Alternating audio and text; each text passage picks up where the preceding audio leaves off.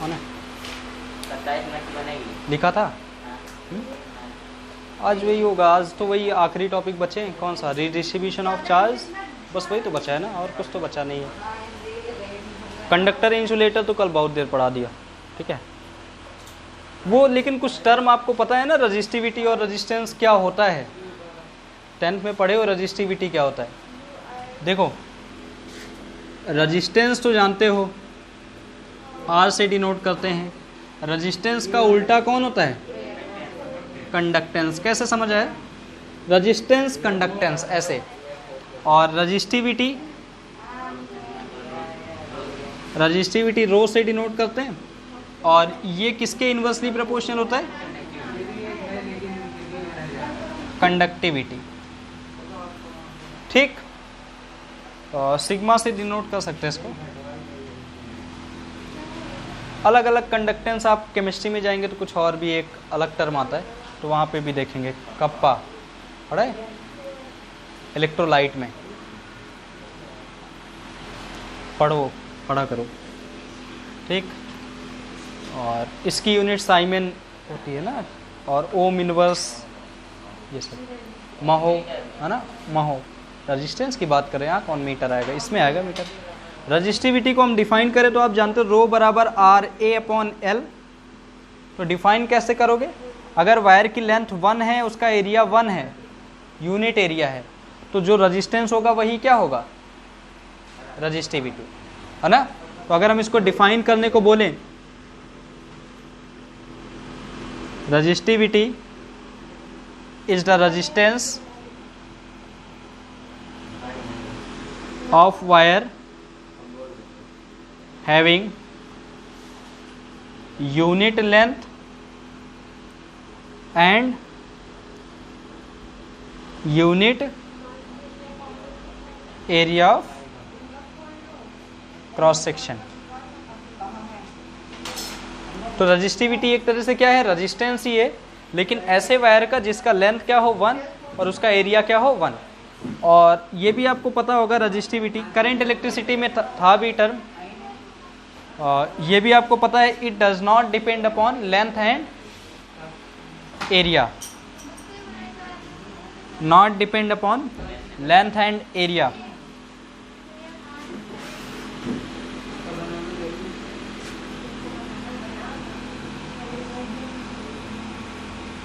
Note कर लो, इतना जल्दी से शॉर्ट करो। हो गया ना? चलो आगे देखो।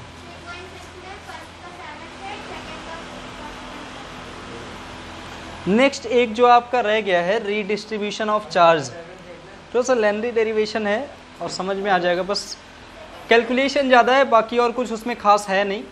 कैलकुलेशन का मतलब ये कि आपको बेसिक कॉन्सेप्ट समझ आ जाएगा, लेकिन जब उसको सॉल्व करने बैठोगे थोड़ा सा लेंथी चला जाएगा, और कुछ नहीं है। कॉन्सेप्ट बहुत ईजी है। कॉन्सेप्ट बस इतना सा है, अगर हम आपको पहले हम हेडिंग लिख देते हैं, रीडिस्ट्रीब्यूशन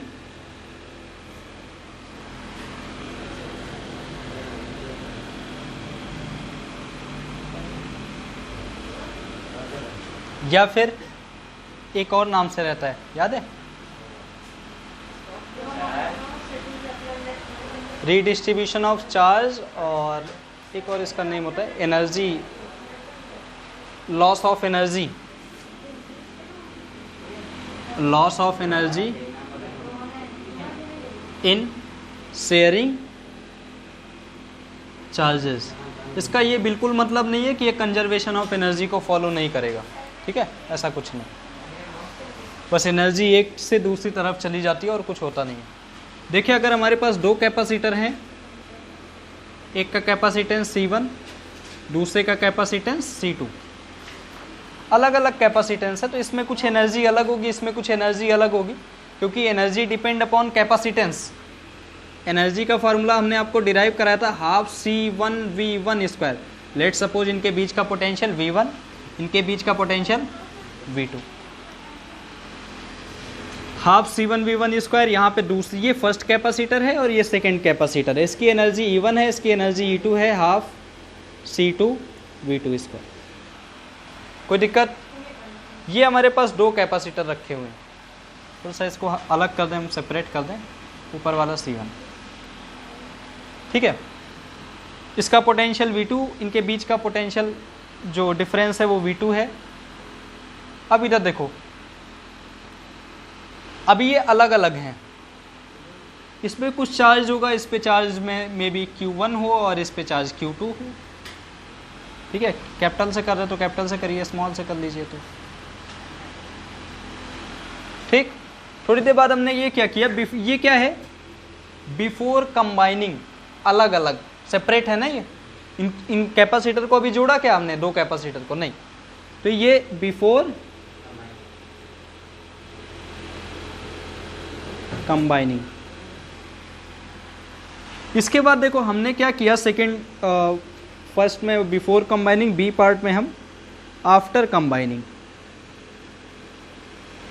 आफ्टर कंबाइनिंग हम चीज़ों को कंपेयर करेंगे, मतलब हमने दो कैपेसिटर लिए, ये जो ऊपर थे और वहीं पे ये जो नीचे थे, ठीक, इनको हमने क्या किया, कंबाइन कर दिया। 2 मिनट ऑफ करो। जब हमने इनको कंबाइन कर दिया, हाँ नहीं सीरीज में कंबाइन नहीं करे, पैरेलल में, ठीक है। इसका कैपेसिटेंस C1, इसका कैपेसिटेंस C2, इसकी एनर्जी जो भी रही होगी। अब इनको कैसा जोड़ा है हमने, पैरेलल में। पैरेलल में ज्वाइन करने पर नेट कैपेसिटेंस कितना हो जाता है, अब ज्वाइन कर दिया तो इसकी नेट वैल्यू रखेंगे ना, तो पैरेलल में C बराबर C1 प्लस C2, ठीक है। ठीक, अब इनको ज्वाइन कर दिया तो नेट पोटेंशियल बन गया V। इनके बीच का जो नेट पोटेंशियल इस सिस्टम ऑफ चार्ज का बन गया वो कितना है, ठीक। कैपेसिटेंस हो गया, एनर्जी, एनर्जी कंबाइनिंग वाली कितनी है, half, net capacitance C1 plus C2 और पोटेंशियल V स्क्वायर। अब V की वैल्यू क्या रखें मुझे खुद नहीं पता, अभी देखते हैं फिर क्या करते हैं, ठीक है। इस समय हम आपको V की वैल्यू किसी इक्वेशन से, कंजर्वेशन ऑफ एनर्जी से हम आपको सॉल्व करके बताएंगे कि V की वैल्यू क्या है, ठीक है। चलो देखो यहाँ पे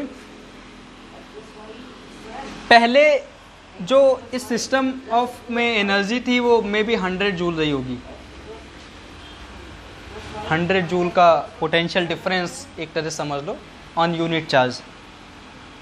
और यहाँ पे जो पोटेंशियल डिफरेंस बचा कंबाइन करने के बाद थोड़ा बहुत कम हो जाएगा। लेट सपोज कितना हो गया 40, तो कितने का लॉस हुआ, कैसे पता चला,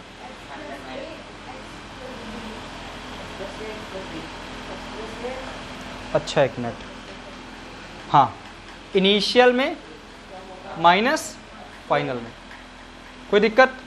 अगर बेसिकली हम साइन के साथ इसको कंपेयर करें तो पहले कुछ एनर्जी रही होगी,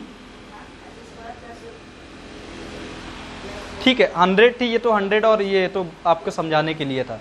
तो अगर हमें net loss of energy find करना है तो क्या करेंगे, अच्छा एक चीज़ और ज़रा सुनो, यहाँ पे एनर्जी का लॉस हो रहा है, गेन तो किसी हाल में हो ही नहीं सकता, ठीक। तो इनिशियल में हमने क्या कर देना है, बाद वाला एनर्जी क्या कर देना है, माइनस कर देना है। अब लेकिन इस V का क्या करें, तो पहले तो चलो एक इक्वेशन लिखें, loss of energy equals to total energy before combining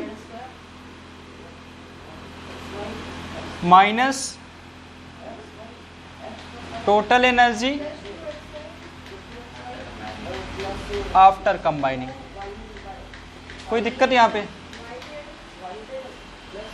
loss of energy equals to total energy before combining, क्या आप बता सकते हो, जुड़ने से पहले नेट एनर्जी, दोनों का बताना, एक का नहीं लिखना क्योंकि बाद में हमने दोनों जोड़े, C1 plus C2, C1 plus C2, अच्छा E1 प्लस E2, तो हम वैल्यू रख दें, E1 E2 नहीं लिखते हैं, सही है E1 प्लस E2 अगर आप लिखना चाहो तो इनिशियल वाली E1 प्लस E2 है और बाद वाली कितनी हो गई, E हो गई है, हमने E माना है, यहाँ पे E मान लिया है, ठीक है। E1 की value half C1 V1 square plus half C2 minus half ये देखो, ये छोटा नहीं लिख रहा है, देखो नहीं तो आ रहा है, ठीक है। इसके बाद हाफ C1 प्लस C2 और V स्क्वायर। ये V का हमें समझ नहीं आ रहा, लेकिन हम चाहें तो V को C1 C2 की टर्म में ब्रेक कर सकते हैं आराम से, कोई दिक्कत नहीं। बाई कंजर्वेशन ऑफ एनर्जी, मुझे बताओ क्या एनर्जी कहीं गई? अच्छा एक चीज़ और, अभी हम एक बार तुमसे बोले कि यहाँ 100 जूल था, कंबाइन करने के बाद 40 जूल बचा, ठीक है। कंजर्वेशन यहाँ पे तो एनर्जी पता है कम कहाँ कैसे हुई, ये एनर्जी कैसे कम हुई? देखो जब हमने उनको ज्वाइन किया ना, एक समझ लो चार्ज कैपेसिटर था,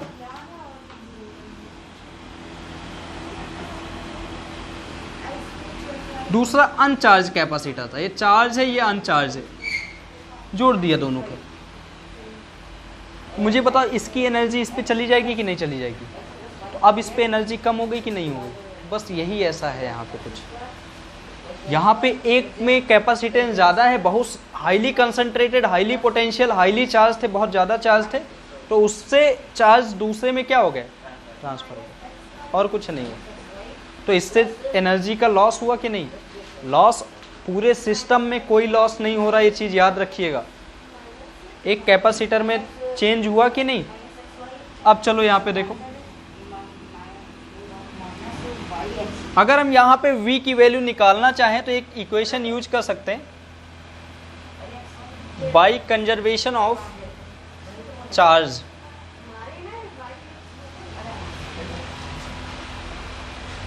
तो देंगे 2 4 से ये हो जाओगे, ये मारेंगे। सुनो इधर, कंजर्वेशन ऑफ चार्ज, जितना चार्ज पहले होगा उतना ही चार्ज बाद में होगा, ठीक। तो पहले वाला चार्ज कितना है? Q1। बाद दूसरे का चार्ज कितना है? इनिशियल चार्ज कितना है? Q1 plus Q2। बाद वाला चार्ज मान लेते Q है अभी, ठीक है, Q, ठीक। तो Q1 को हम क्या लिख सकते हैं? By definition of capacitance Q equals to CV, है ना। तो Q1 को क्या लिख सकते हैं? C1 V1। Q2 को क्या लिख सकते हैं? C2 V2। और Q को क्या लिख सकते हैं? CV लिख सकते हैं। अब पागल, यहाँ पे कैपेसिटेंस C है क्या? C1 प्लस C2 है ना।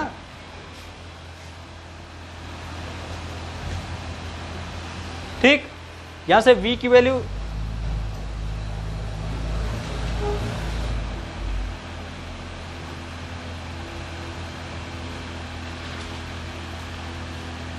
ये आ गई, V की वैल्यू।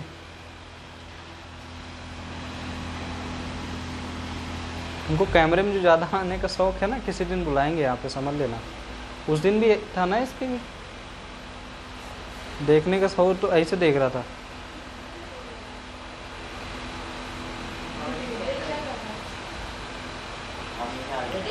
चलो इधर सुनो, V की वैल्यू आ गई, यहाँ पे रख देते V की value. Loss of energy equals to half C1 V1 square plus half C2 V2 square minus half C1 plus C2, और V की वैल्यू V स्क्वायर है C1 V1 plus C2 V2 upon C1 plus C2 का whole square. मुझे उम्मीद है कि एक cut जाएगा, नीचे वाला पार्ट होल स्क्वायर इतने बड़े हो गए कि ये ऊपर भी स्क्वायर नीचे भी स्क्वायर लगा, होल स्क्वायर है, तो ऊपर नहीं नीचे वाला ही कटेगा अभी।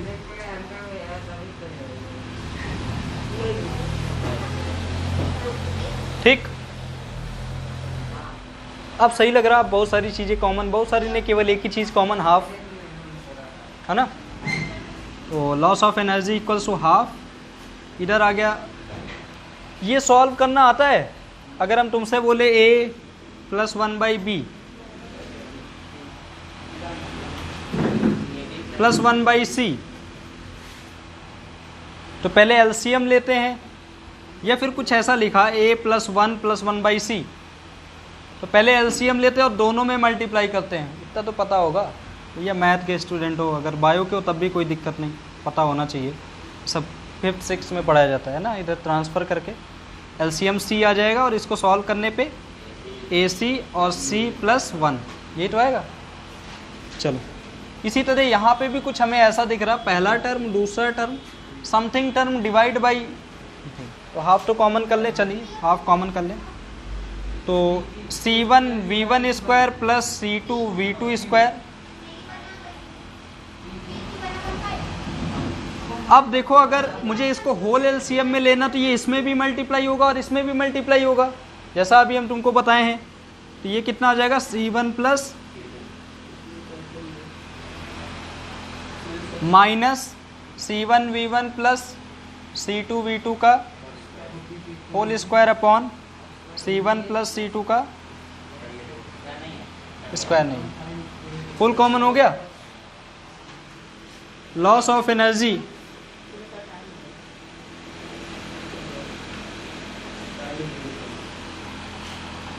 मल्टीप्लाई कर दें, C1 स्क्वायर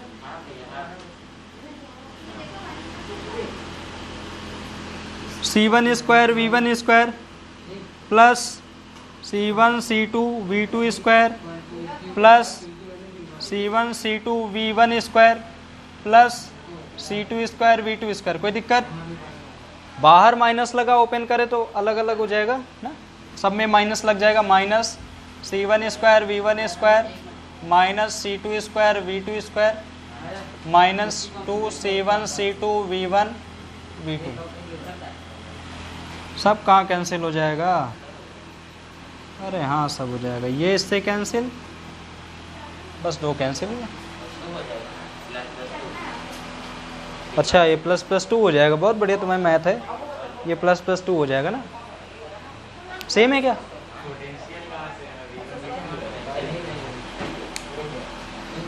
चश्मा लगा है क्या तुम्हें?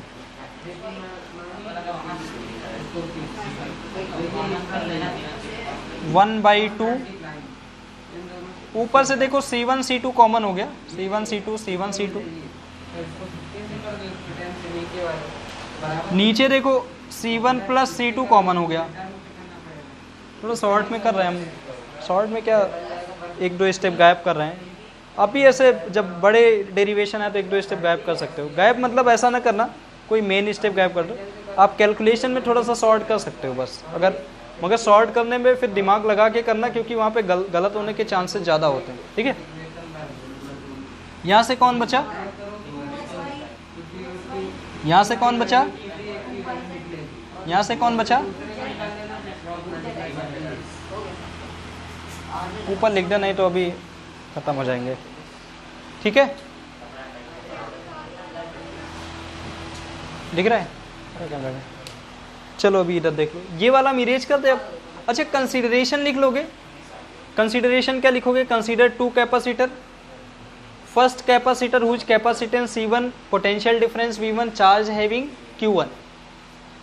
Before combining their energy is even which is equals to half C1 V1 square।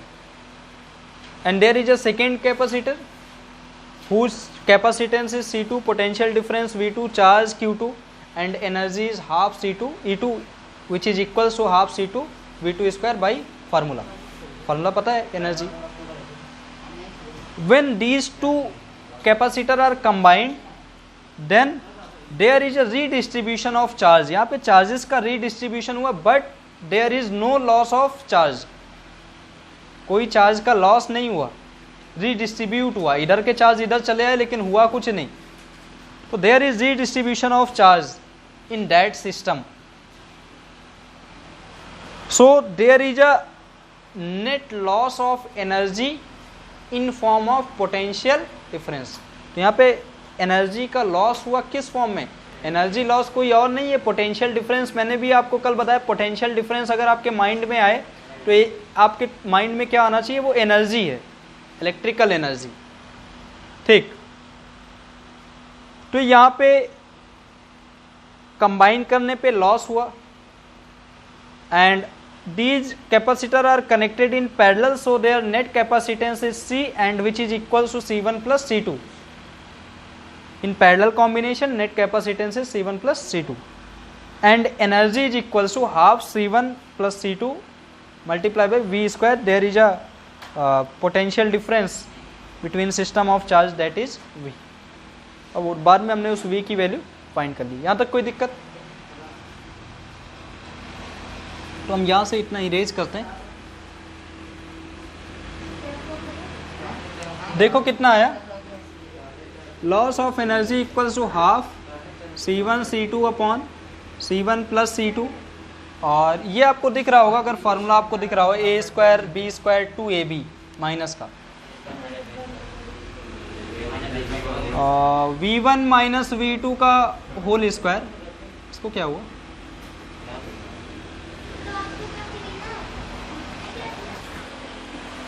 हो गया है? तो यहाँ पे ये समझ है A² B² minus 2AB A minus B का होल स्क्वायर। हमारा ये मन नहीं कर रहा, हमारा ये कर रहा है कि तुम कह रहे हो कोई दूसरा वाला बोला भी नहीं, आप C1 C2 upon C1 plus C2 multiply by V2 minus V1 का होल स्क्वायर। दोनों में क्या डिफरेंस है बताओ भैया, दोनों में क्या डिफरेंस है? हाँ अच्छा, साइन माइनस ले ले बाहर, ठीक, माइनस ले ले, बहुत बढ़िया। फिर दोनों में क्या डिफरेंस है? दो इक्वेशन लिखी हैं, इसके बाद हमने दो इक्वेशन लिखी हैं। हमको ये बताओ, पहली वाली इक्वेशन रहेगी तब क्या फ़र्क पड़ेगा, दूसरी वाली इक्वेशन रहेगी तब क्या फ़र्क पड़ेगा? इक्वेशन दिख रही ना ऊपर? हाँ।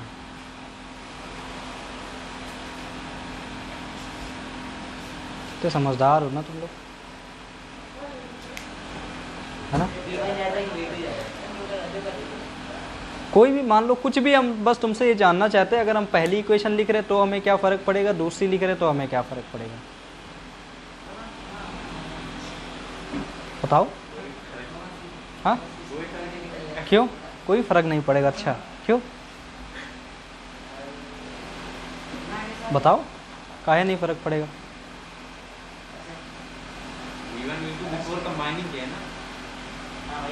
हाँ हाँ, पोटेंशियल डिफरेंस है दो अलग अलग का, तो क्या फ़र्क पड़ेगा भाई? एक बार एनर्जी प्लस की आएगी, एक बार माइनस की आएगी ना, लॉस ऑफ एनर्जी। अच्छा ठीक है, तुम्हें भी ऐसा लग रहा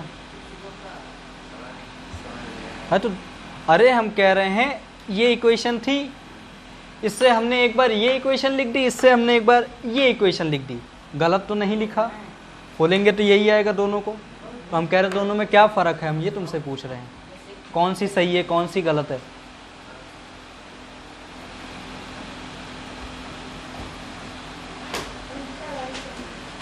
अच्छा ऊपर वाली सही है, नीचे वाली में कहाँ रहा है दिक्कत? हाँ तो दोनों सही। फिर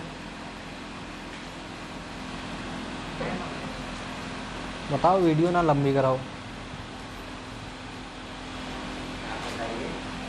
कोई डिफरेंस नहीं मूर्ख, दोनों सेम रहेंगी। स्क्वायर नहीं लगा क्या? मान लो V2